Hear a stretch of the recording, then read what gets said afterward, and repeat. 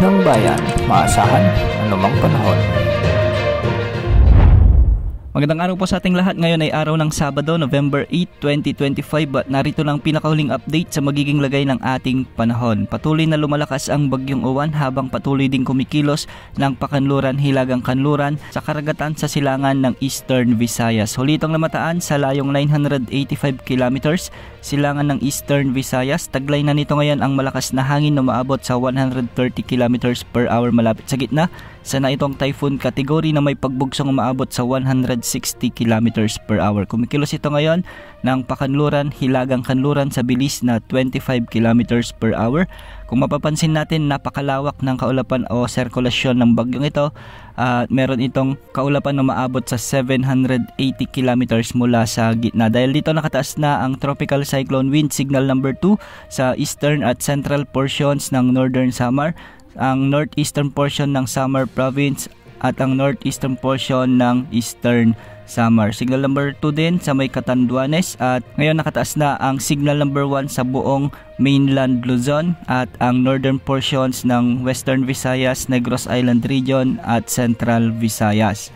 Ang mga lugar na ito ay pinag-iingat na natin sa magiging epekto ng bagyong ito lalo na sa mga susunod na oras. Base sa latest forecast track ng Pag-asa, kagabi nga ay nakapasok na ito sa ating area of responsibility at ngayon isa na itong typhoon category. Posibleng magkaroon ito ng rapid intensification ngayong araw at mamayang gabi posibleng maging super typhoon category na ito habang nalalapit naman ito sa bahagi sa silangan ng Bicol region. Kaya sa mga kababayan natin sa Bicol region at Eastern Visayas ngayon pa lamang ay maghanda na sa posibleng malawakang pag-ulan na dala ng bagyong ito at pagbugso ng hangin sa mga susunod na oras. Samantala sa araw ng Linggo, mapapanatili ng bagyo ang kanyang lakas bilang super typhoon habang nasa hilagan na ito ng Bicol region malapit na sa kalupaan ng mainland Luzon. Inaasang magkakaroon ito ng landfall sa southern portion ng Isabela o northern portion ng Aurora bago nito tawirin ang mga kalupaan ng northern Luzon. Inaasang lalabas ang sentro nito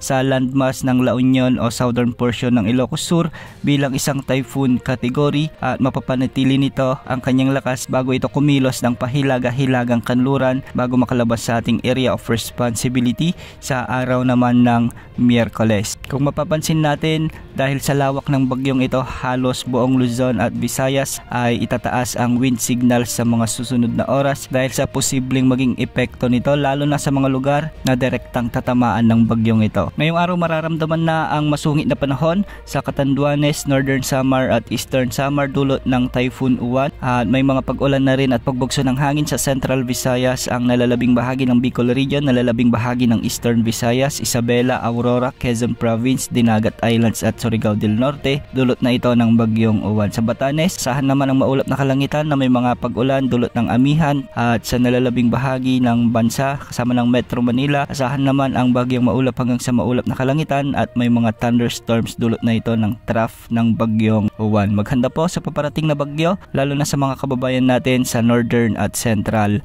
Luzon. Yan muna ang latest sa lagi ng panahon. Ito po ang weather update ng bayan, maasahan anumang panahon.